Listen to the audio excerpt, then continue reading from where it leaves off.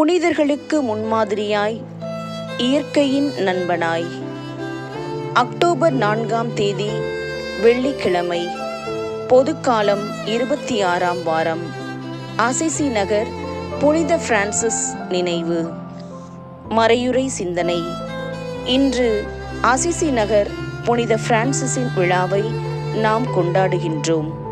பல புனிதர்களுக்கு முன்மாதிரியாகவும் இயற்கையின் நண்பனாய் தன்னை ஒரு ஏழையாக புதுப்பித்துக் கொண்டவர்தான் இவர்.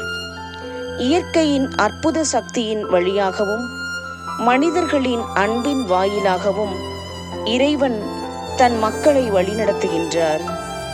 யோபு தன் வாழ்க்கையின் துயரத்தினால் இயற்கையில் நிறைந்திருந்த கடவுளின் வல்லமையை காண மறந்துவிட்டான். அதே போலத்தான் கொராசின் மற்றும் பெத்சாயிதா நகரங்கள் இயேசுவுக்கு செவிசாய்க்கவில்லை என்பதை நற்செய்தியில் வாசிக்கின்றோம்.